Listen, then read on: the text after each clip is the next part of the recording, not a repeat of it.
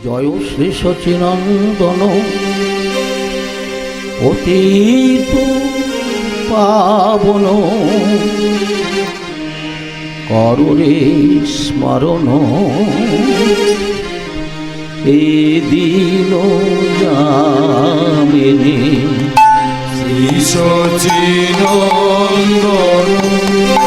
পতিত পাবন করুণে স্মরণ এ দিন যামিনী জীব উদ্ধারিতে আসিলে ধরাতে জীব উদ্ধারিতে আসিলেন ধরাতে শোনাইতে দিবে প্রেম ভক্তির বাণী জীব উদ্ধারিতে আসিলেন ধরাতে শোনাইতে দিবে প্রেম ভক্তির বাণী শ্রী সচিনন্দন পতিত পাবন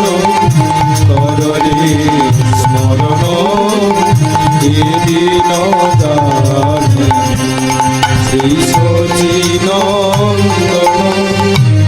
সত্য ত্রেতা তাপর তিন যুগ গেল প্রেম ভক্তির কথা কেহ না জানালো সত্য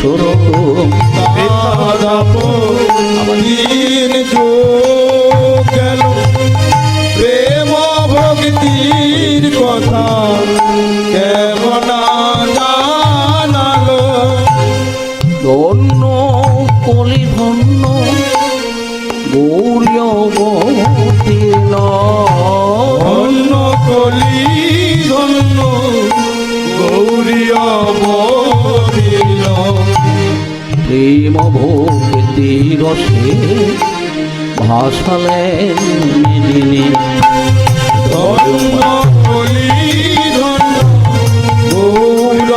গৌরবতীর্ণ প্রেম ভক্তি রসে ভাসালে মেদিনী শ্রী সচিনন্দন পতিত পাবন করুণে স্মরণ এ দিন যামিনী শ্রী সচিনন্দন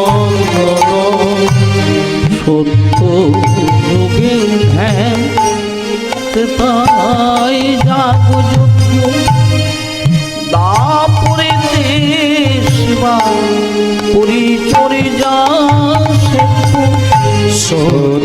যুগে ধ্যান ত্রেতায় জাগযজ্ঞ দাপরে সেবা পরিচর্যা সেবা কলি যুগে হয় মহা নাম যজ্ঞ কলি যুগে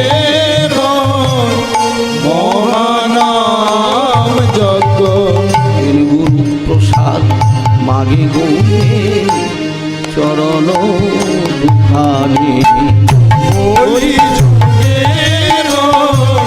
মহানাম যজ্ঞ গুরু প্রসাদ মাগে গৌরে চরণ দুখানি শ্রী সচিনন্দন পতিত পাবন করুণে স্মরণ এ দিন যামিনী শ্রী সচিনন্দন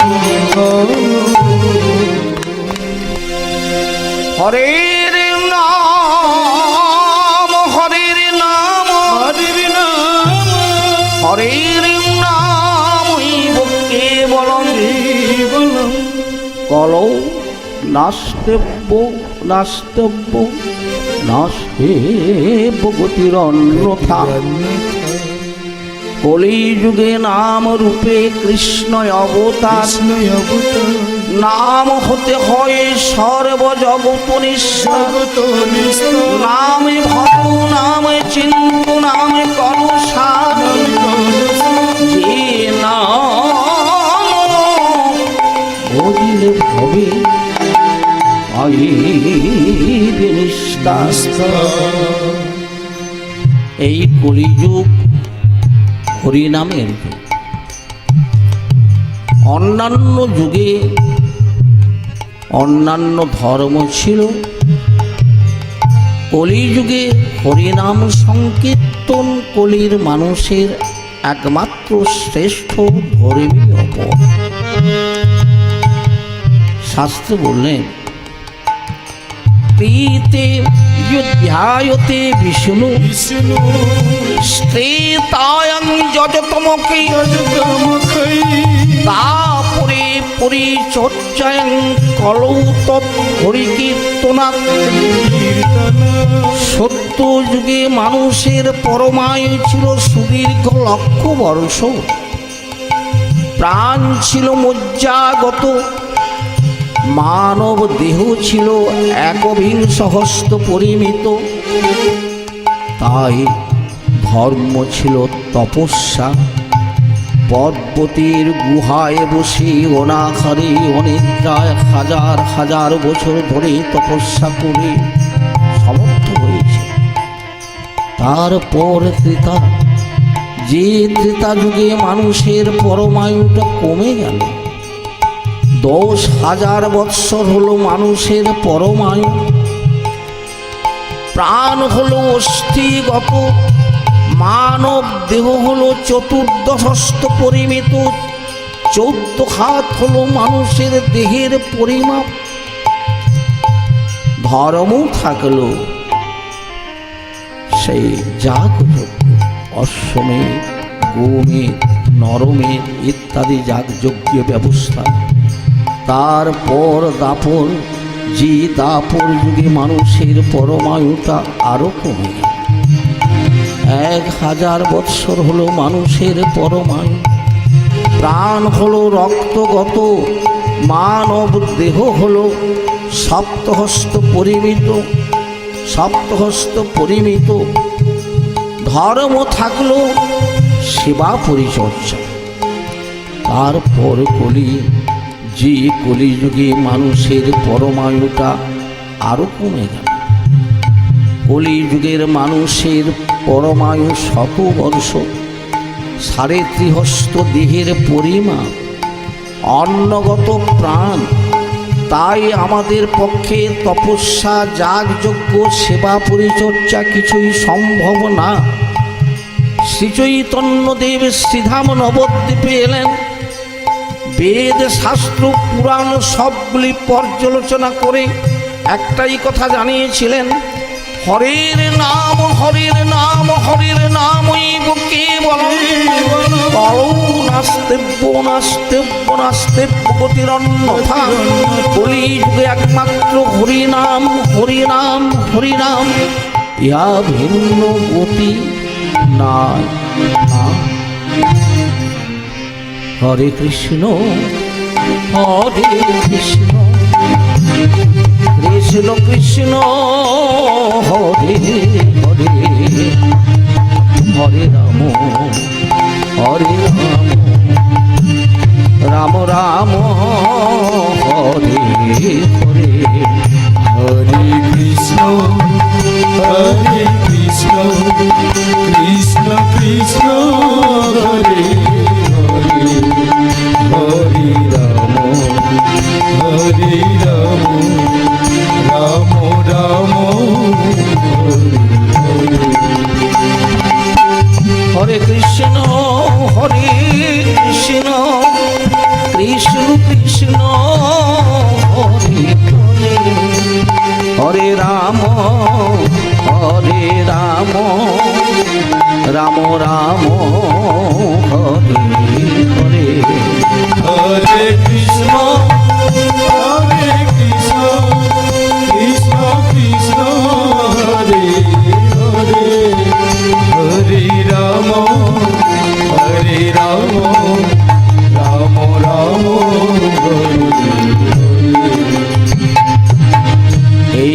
তারক ব্রহ্ম মহামন্ত্র কৃষ্ণ নাম। 16 নাম 32টি অক্ষরে রয়েছে। এর প্রত্যেকটি অক্ষরে এক অত্যুজ্জ্বল মহাশক্তি আরোপিত আছে। 16 নাম 32 অক্ষর। 16 নামের মধ্যে মূল হচ্ছে 3টি নাম, হরে কৃষ্ণ নাম।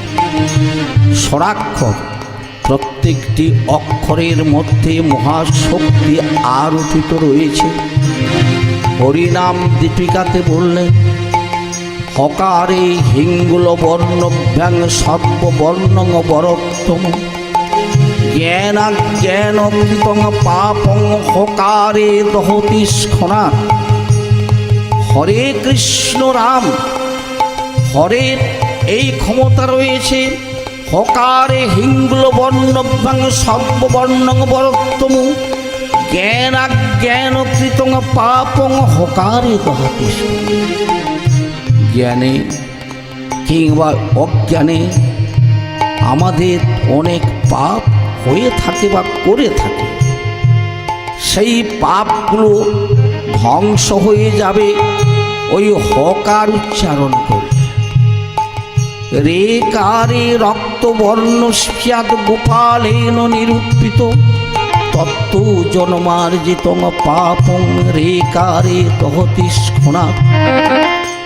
রে কার উচ্চারণ করবার সঙ্গে সঙ্গে জন্ম জন্মার্জিত পাপগুলো, সঞ্চিত পাপগুলো ধ্বংস হয়ে যাবে। এই যে মানব দেহ আমরা পেয়েছি, ওই একটা বা একবার ওই দেহ পাইনি, অনেকবার আমরা দেহ পেয়েছি। সেই দেহের পূর্ব সঞ্চিত পাপগুলো মানুষকে ব্যাধি আকারে ভুগতে হয়। সেই জন্য হরে কৃষ্ণ নামের মধ্যে এমন শক্তি আরোপিত রয়েছে। রে কারে রক্তবর্ণ স্ফিয়াদ গোপালেন নিরূপিত তত্ত্ব জন্মার্জিত পাপং রে কারে দহতি স্খনাৎ। পূর্ব জন্মের অর্জিত পাপগুলো নষ্ট হয়ে যাবে রেকার উচ্চারণ করবার সঙ্গে সঙ্গে।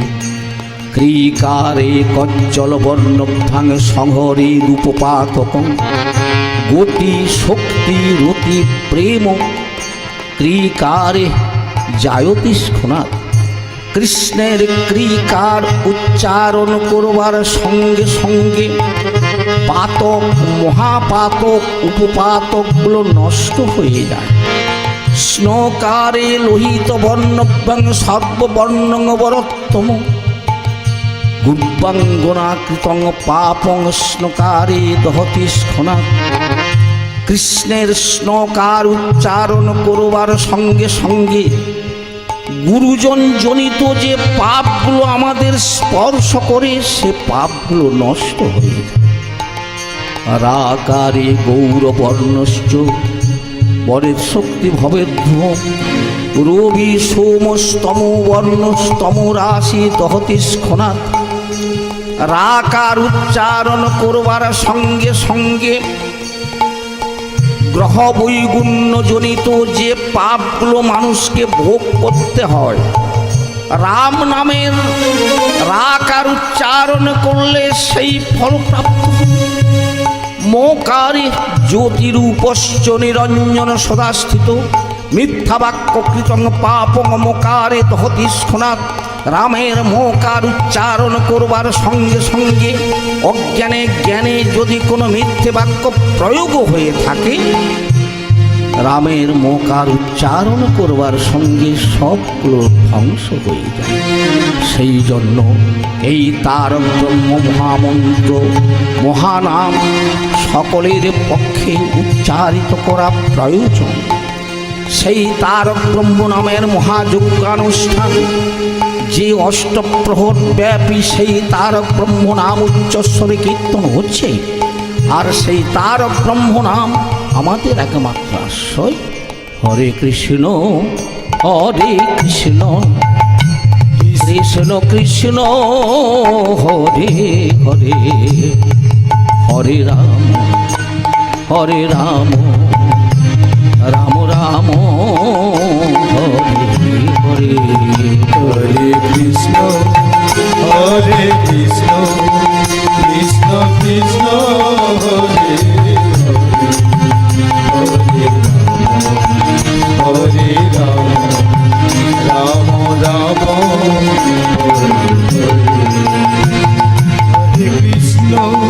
হরে কৃষ্ণ কৃষ্ণ কৃষ্ণ হরে হরে রাম রাম রাম হরে হরে হরে কৃষ্ণ কৃষ্ণ কৃষ্ণ হরে হরে হরে রাম রাম রাম হরে হরে হরে কৃষ্ণ কৃষ্ণ কৃষ্ণ কৃষ্ণ হরে হরে হরে রাম রাম রাম হরে হরে কৃষ্ণ কৃষ্ণ কৃষ্ণ হরে হরে হরে রাম রাম রাম হরে হরে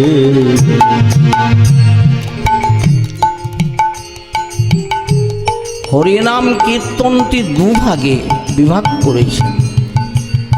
একটি হচ্ছে ভগবান শ্রীকৃষ্ণের নাম কীর্তন, যেটি ওখানে বৃন্দাবন সাজানো হয়েছে, মহাপ্রভু বসেছেন বৃন্দাবনের কুঞ্জে সেই বেদিতে। আর এখানে ব্যবস্থা রয়েছে ভগবান কৃষ্ণের লীলা কীর্তন। তবে আমাদের অনেকেই অনেকভাবে কীর্তন শোনবার চেষ্টা করেন। কেউ শ্রীমদ্ ভাগবত থেকে শুনতে চান ভক্ত চরিত্র, কেউ বা শুধু জীব শিক্ষা শুনতে চান। তবে লীলা কীর্তন বলতে রাধা কৃষ্ণ বিষয় কিংবা গৌরাঙ্গ বিষয় লীলা কীর্তনের যেটি মূল উপচিত্র। তাই আপনাদের কাছে আবেদন রাখি, আজকের সেই লীলা কীর্তনের কোন পালা আপনারা শোনবার ইচ্ছা করেছেন, হয় শত্রুপক্ষ থেকে কিংবা কর্তৃপক্ষ থেকে যদি একটু প্রস্তাব আসে খুবই ভালো হয়। সেই জন্য আপনাদের কাছে একটু আমি আবেদন, হরে কৃষ্ণ কৃষ্ণ কৃষ্ণ হরে হরে হরে রাম রাম রাম হরে হরে হরে কৃষ্ণ কৃষ্ণ কৃষ্ণ হরে হরে হরে রাম রাম রাম হরে হরে হরে কৃষ্ণ কৃষ্ণ কৃষ্ণ হরে হরে হরে রাম রাম রাম হরে হরে ও গুরাগুণ গাও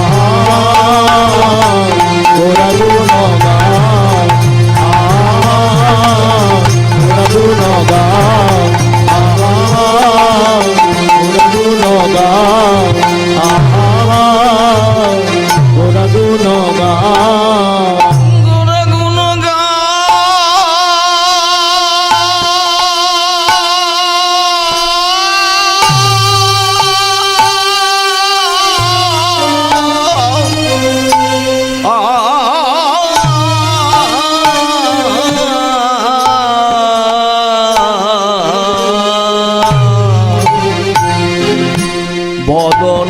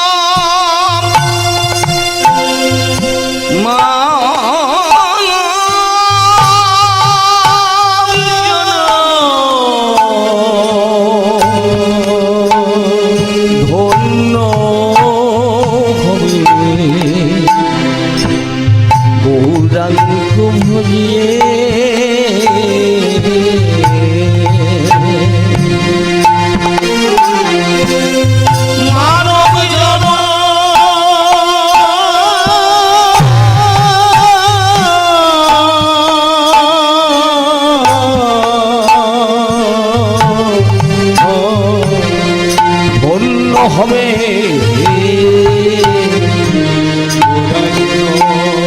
গৌরাঙ্গ ভজিয়ে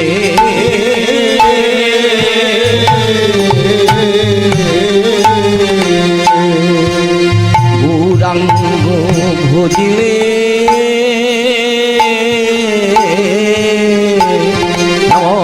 গৌরাঙ্গ ভজিলে প্রেম ভক্তি মিলে গৌরাঙ্গ ভজিলে আর কৃষ্ণ প্রেম ভক্তি মিলে গৌরাঙ্গ ভজিলে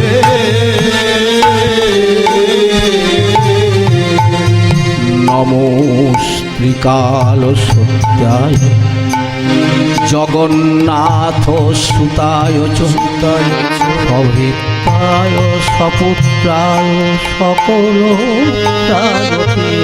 নম। আজকে শ্রীমন মহাপ্রভুর লীলা অনুসরণ করতে গিয়ে সর্বপ্রথমে বলি, আজকের এই কলিযুগে মানুষকে ধন্য করবার জন্য গৌরাঙ্গ রূপে তিনি এলেন শ্রীধাম নবদ্বীপে। শুধু তাই না, আজকের শ্রীমন মহাপ্রভুর বিগ্রহ বেদির পরেও স্থাপন হয়েছে। এই যে গৌরাঙ্গের বিগ্রহ, এই বিগ্রহ দাপরে ছিলেন দ্বিধা বিভক্ত হয়ে, কলিযুগে এক হয়ে গেছেন গৌর। চৈতন্য চরিতামৃতে কৃষ্ণদাস কবিরাজের শ্লোকটি বলি, রাধা কৃষ্ণ প্রণয় বিকৃতল্লাদের শক্তি রশ্মা দেগাত্তানাং বপি ভূপি পুরা দেহ ভেদঙ্গত চৈতন্যাখ্যাং প্রকট মধুনং তদ্বৈং চৈকমাপ্তম রাধা ভাবদূতি সুবলিতং নৌমি কৃষ্ণ স্বরূপ।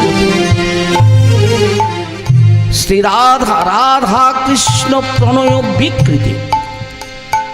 বৃন্দাবনে ছিলেন রাধা কৃষ্ণ, সেই বৃন্দাবনে রাধা কৃষ্ণ এক হয়ে গেছে। ভেতরে কৃষ্ণ রূপ, বাহিরে শ্রীমতী রাধার রূপটা ধারণ করে গৌরাঙ্গ রূপে এসেছে। তার কারণটা হচ্ছে, মহাপ্রভু আসবার দুটো কারণ ছিল। একটি কারণ ছিল জীব উদ্ধার। আর একটি কারণ ছিল শ্রীমতী রাধার প্রেম ঋণ শোধ করবার জন্য। বৃন্দাবনে শ্রীমতী রাধারানী কৃষ্ণকে এত ভালোবেসেছিলেন কিংবা এত সেবা করেছিলেন যে ভালোবাসার কাছে শ্রীকৃষ্ণ ঋণী হয়ে গেলেন। সেই ঋণ পরিশোধ করবার জন্য রাধা কান্তি রূপ ধারণ করে গৌরাঙ্গ রূপে এলেন। যদিও গতকাল অধিবাস তত্ত্বে গৌরাঙ্গের কথা বলা হয়েছে, তবে আজকের তো বিষয়বস্তু সন্ন্যাসীর পর থেকে যেটি বললেন রামানন্দ মিলন পর্যন্ত যতটা সম্ভব চেষ্টা করব। তাই প্রথমে বলি, ওগো গৌরাঙ্গেরই দুটি পদ, যার ধন সম্পদ। আজ গৌরাঙ্গের দুটি পদ, যার ধন সম্পদ। ওগো তারে মই যা বলি হারি, আজ তারে মই যাও বলি হারি। গৌরাঙ্গের দুটি পদ, যার ধন সম্পদ। আজ গৌরাঙ্গের দুটি পদ, যার ধন সম্পদ। সে জানে ভকতি রসসার, আর সে জানে ভগতি রসসার। আমার গৌরাঙ্গে মধুর লীলা,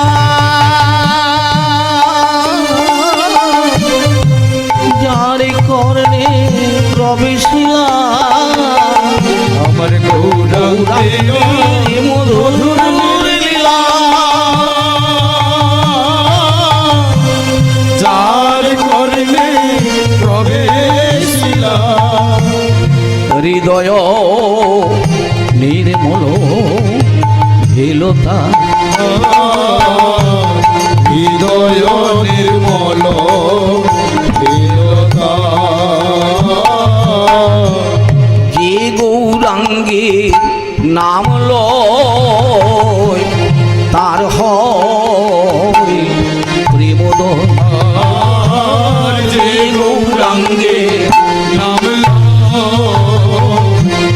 তার হয় প্রেমোদয়। তারে মই যাও বলি হারি, যে তারে মই যাও বলি হারি।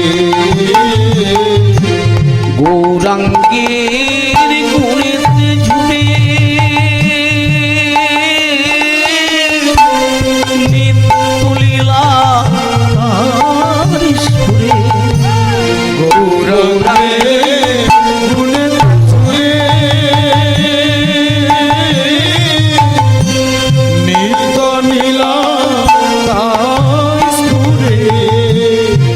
সেজন ভকতি অধিকারী, আর সে জন ভগতি অধিকারী। আমার গৌরাঙ্গের সঙ্গীগণে নিত্য সিদ্ধ পরিমাণে, যারা আর গৌরাঙ্গের সঙ্গীগণে নিত্য সিদ্ধ পরিমাণে। সে যায় ব্রজেন্দ্র সুতপাস, আর সে যায় ব্রজেন্দ্র সুতপাস। শ্রী গৌরমণ্ডল ভূমি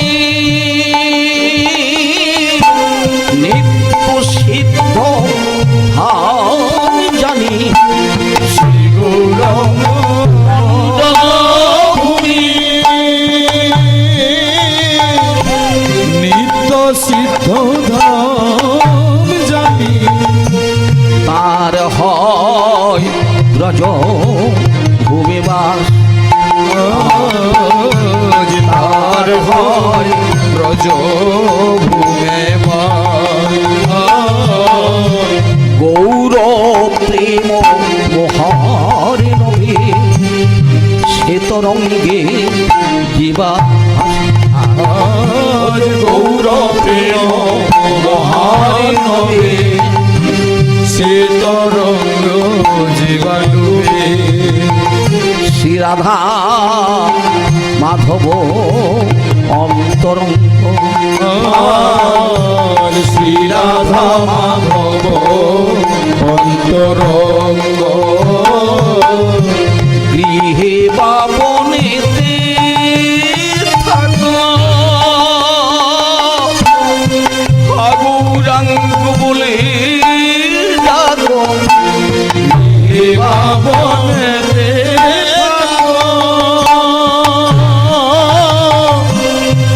গৌরাঙ্গ বলে রাখো নরোত্তম মাঝে তার সঙ্গ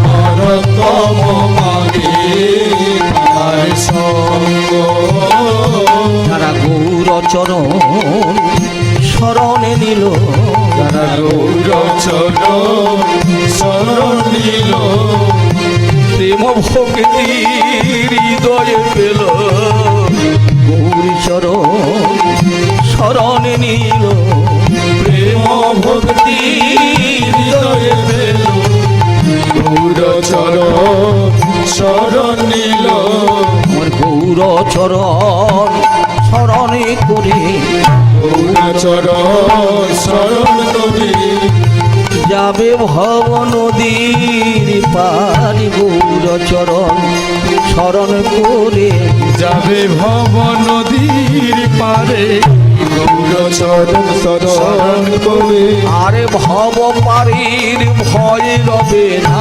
গৌরচরণ শরণে করে ভব পারের ভয় রবে না গৌরচরণ শরণ করে বলে মানব জনই ধন্য হবে গৌরচরণ শরণে করে মানব জনম ধন্য হবে একবার বলুন সবাই বদন ভরে গৌর প্রেমানন্দে হরি বল হরি হরি বল হরি বল হরি বল হরি বল হরি বল হরি বল হরি বল হরি বল হরি হরি বল 24 সরসে যেই মাস 24 সরসে যেই মাঘ মাস আর শুক্ল পক্ষে প্রভু করিলেন সন্ন্যাস তার শুক্র পক্ষে প্রভু হইলেন সন্ন্যাস করিয়ে প্রভু নীলাচল গেল আর সন্ন্যাস প্রভু নীলাচল গেল প্রেম ভক্তি সর্বজীবে প্রদান করিল প্রেম ভক্তি সর্বজীবে প্রদান করিল প্রেম ভক্তি প্রদানেরই তরে প্রেম ভক্তি প্রদানের করে আমার গৌরেলেন নদী পুরে প্রেম ভক্তি প্রদানেরই তরে উদয়ের নরে পুরে প্রেম ভক্তি প্রদানের করে যারা শ্রীমন মহাপ্রভুর লীলা শ্রবণে আগ্রহী আছেন, নিশ্চয়ই তারা জানেন শ্রীমন মহাপ্রভু শ্রীধাম নবদ্বীপে জগন্নাথ মিশ্র পত্নী শচী দেবীর গর্ভে জন্মগ্রহণ করেছিলেন। তবে মানব সমাজে মাতৃগর্ভ থেকে 9 মাস 10 দিনে একটি সন্তান প্রসব হয় জাগতিক নিয়মে, কিন্তু আমার শ্রীমন মহাপ্রভু এসেছিলেন 14 মাসে। তবে শ্রীমন মহাপ্রভুকে শচীমাতা নাম দিয়েছিলেন নিমাই বলে। নিমাইয়ের কারণটা ছিল দুটো। একটা ছিল শচী মায়ের ঘরের সামনে একটি নিম গাছ ছিল, মহাপ্রভুর জন্মটা ওখানেই হয়েছিল, সেই জন্য কেউ নিমাই নামটা ব্যাখ্যা করেছে। তবে শচীমা কিন্তু নিমাইয়ের কথা চেয়ে নিমা বলে ডাকত। কেন জানেন? তিনি ভেবেছিলেন যে ছেলেটার নাম যদি একটু তেতো দেওয়া যায়, নিমটা তেতো তো, তাহলে জমের অরুচি হবে, মানে আমার নিমাইয়ের ও মৃত্যু ভয়টা ছিল শচী মায়ের মধ্যে। কেন জানেন? শচী মায়ের ক্রমে ক্রমে 8টা কন্যা হয়ে মারা গিয়েছিল।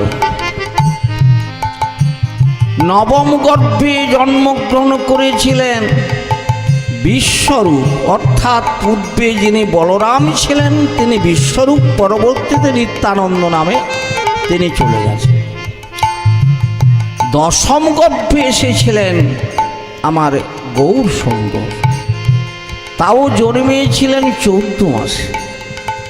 তবে সেই জন্মের সবাই বিস্ময় হয়ে গেছিলেন, জাগতিক নিয়মে 9 মাস 10 দিনের সন্তান জন্মগ্রহণ করে, অথচ শচী 14 মাস হয়ে গেল। বিভিন্ন কারণ থাকলেও একটা কারণ বলি, ভগবান যখন পৃথিবীতে আসেন তার অনেক আগে থেকে দিনক্ষণগুলো ঠিক হয়ে থাকে। সেই দিনক্ষণ যোগ নক্ষত্র সবগুলো একসঙ্গে না হলে মহাপুরুষরা যেমন আসেন না এবং ভগবানও আসেন। ভবিষ্যৎ পুরাণে নিমাইয়ের জন্মের সম্পর্কে বলতে গিয়ে বলেছিলেন, সেই 14দশ শতাব্দ বই সপ্তবর্ষ সমন্বিতম বৈবস্বত মনুরষ্টাবিংশতি যুগ সম্ভবে 14দশ শতাব্দ বই সপ্তবর্ষ সমন্বিতম ভাগীরথী তটে ভূমি শশী গর্ভ মহার্ণবে রাহুগ্রস্ত পূর্ণিমায়াং গৌরাঙ্গ প্রকট ভবে। বৈবস্বত মনুতে অষ্টাবিংশ চতুর্যুগ দাপরের পরে কলিযুগে কোথায় আসবেন? সুরধ্বনি তীরে গুরু প্রদত্ত নাম শ্রীকৃষ্ণ চৈতন্য।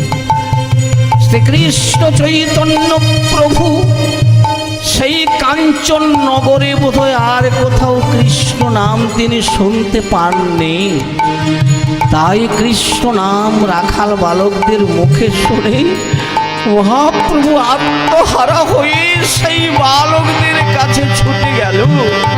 আমার শ্রীকৃষ্ণ চৈতন্য মহাপ্রভু বালকদের কোল দিয়ে বললেন,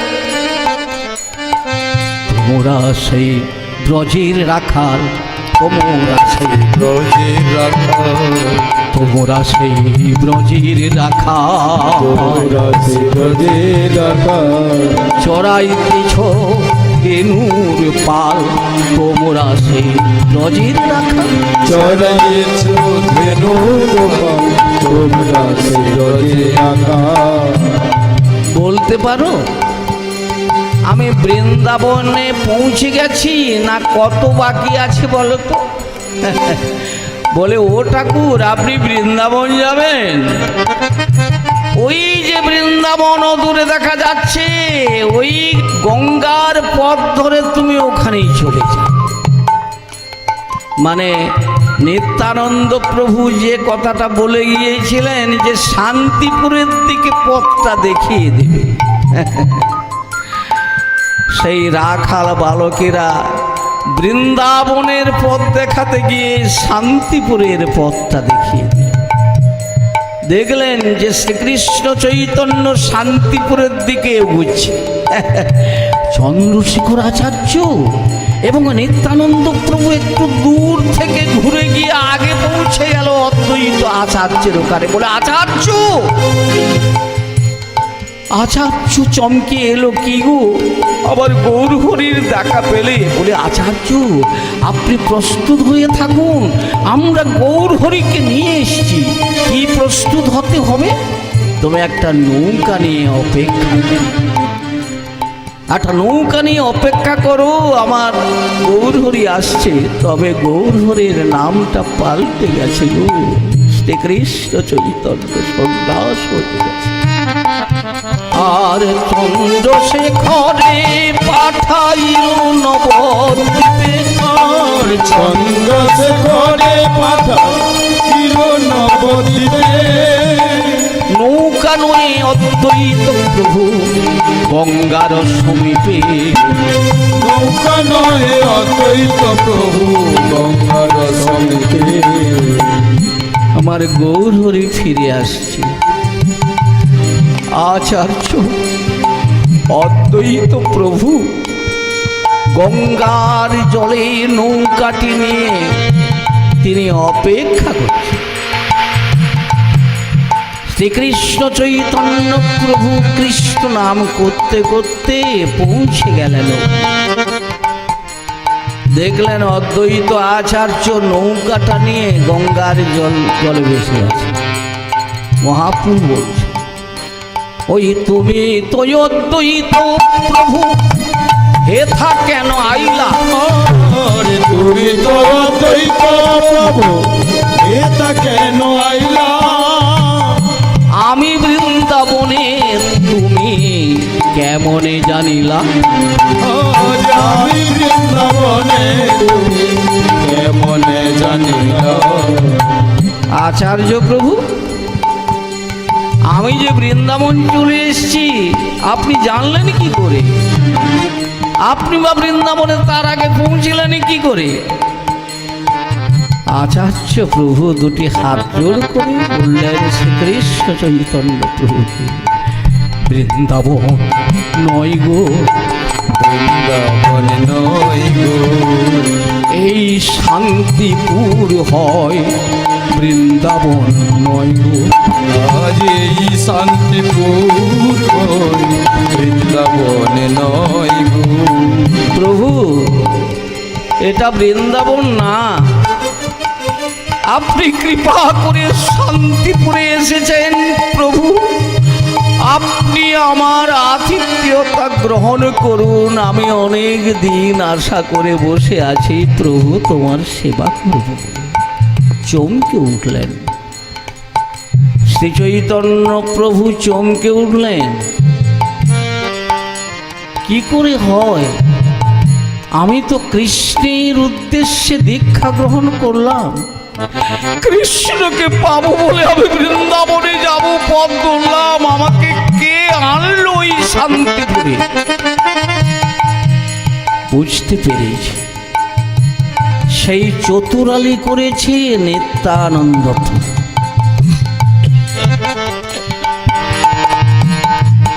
নিশ্চয়ই নিত্যানন্দ প্রভু এই কৌশল করে আমাকে এনে দিয়েছে।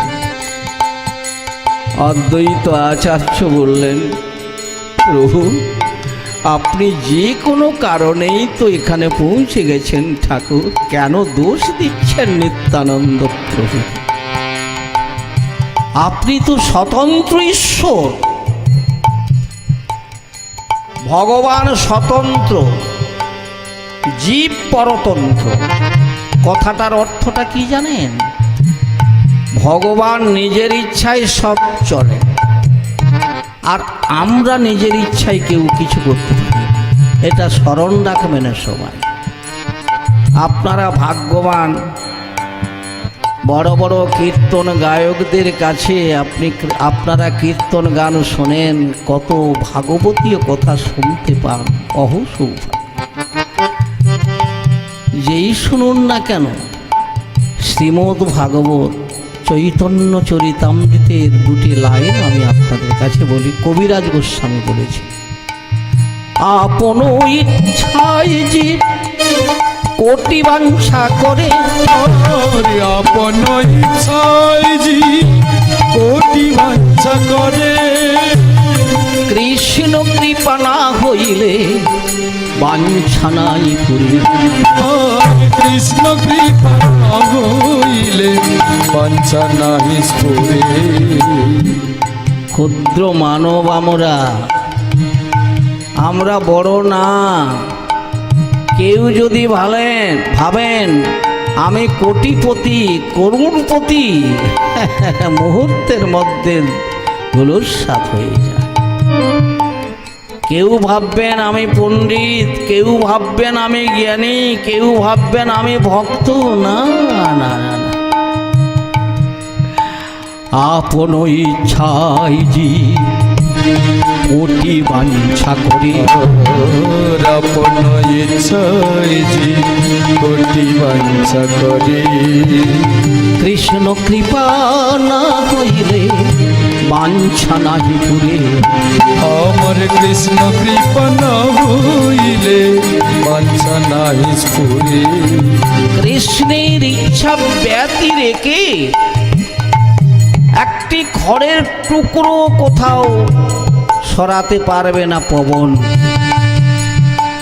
কৃষ্ণের ইচ্ছা ব্যতি রেখে মানুষের কোনো ক্ষমতা নেই। আচার্য প্রভু বললেন, বৃন্দাবন নয় গো, বৃন্দাবনে নয় গো, এই শান্তিপুরে এলে ঠাকুর বৃন্দাবন নয় গো। আরে এই শান্তিপুরে এলে ঠাকুর বৃন্দাবনে নয় গো।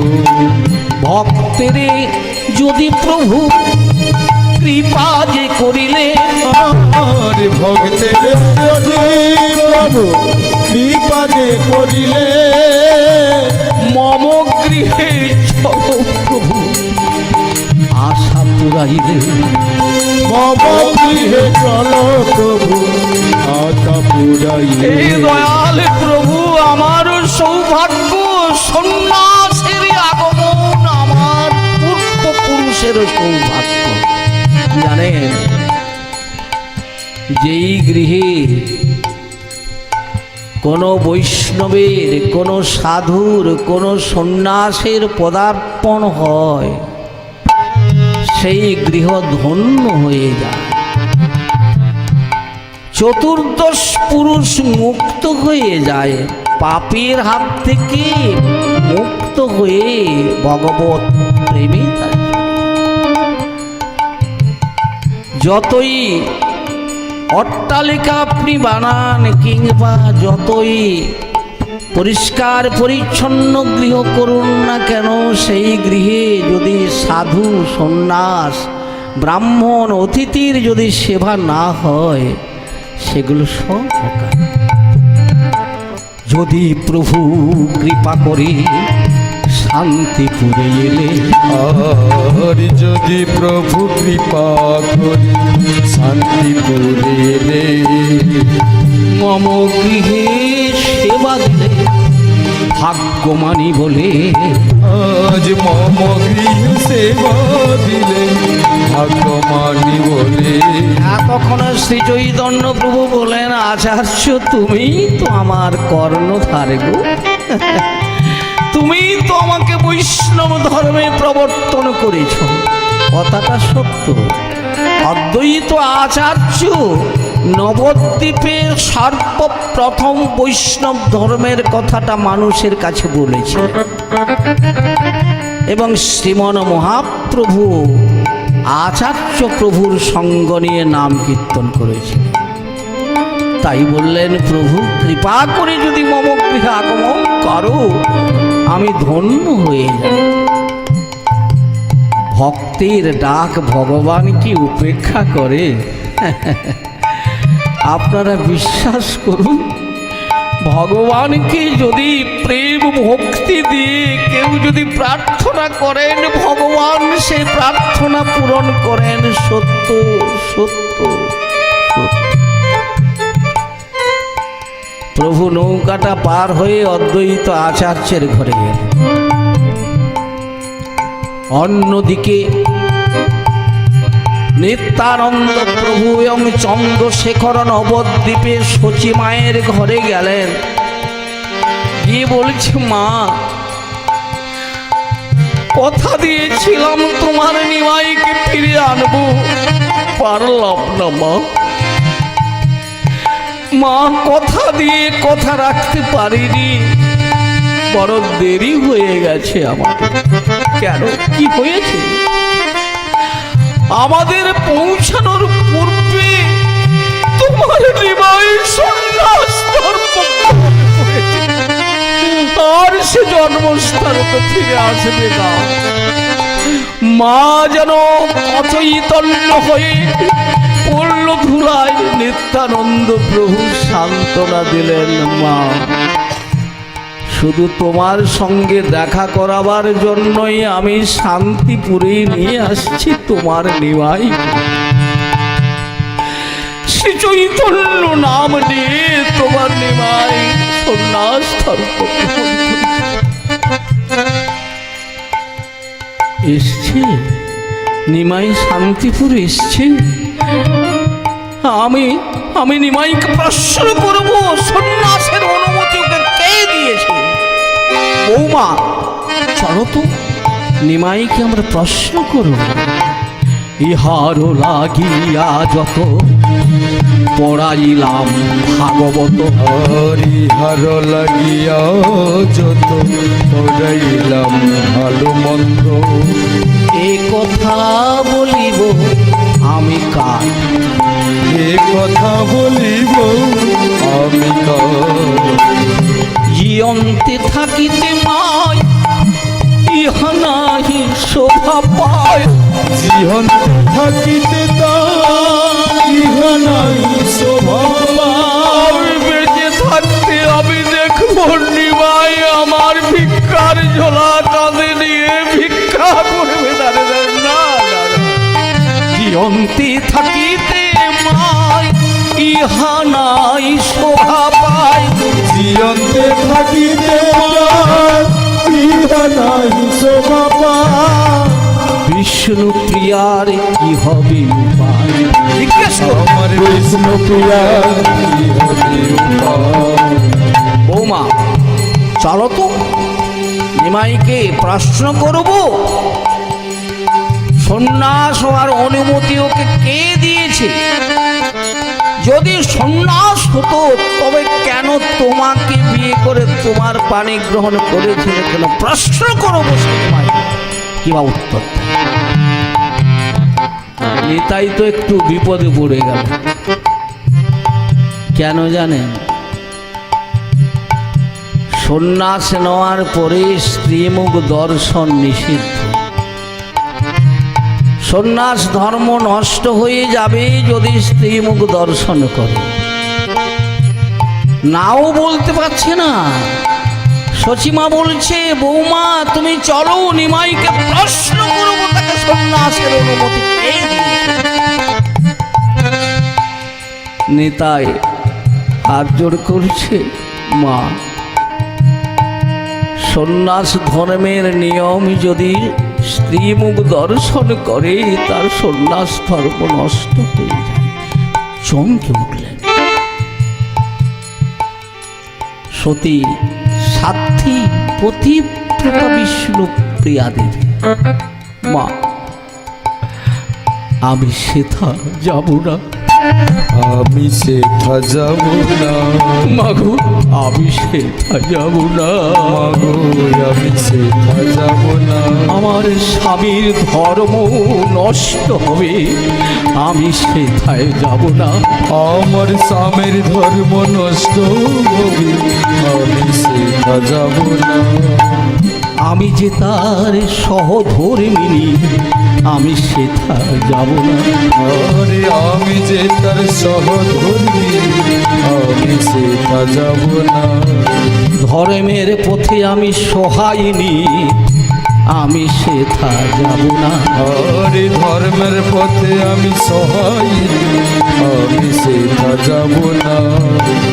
পুতির ব্রহ্মা, পুতির বিষ্ণু, পুতির দেব মহেশ্বর, পুতির দেব পরম ব্রহ্ম, তস্मै শ্রী পতয়ে নমঃ। পতির একং গুরু স্ত্রীণাম, এই লোকের একমাত্র গুরু হচ্ছে পতি। আর সেই পতি পত্নীর সম্পর্কটা ঠিক থাকবে যদি সহধর্মিণী হয়ে আমি তাকে ধর্মের পথে সাহায্য করি।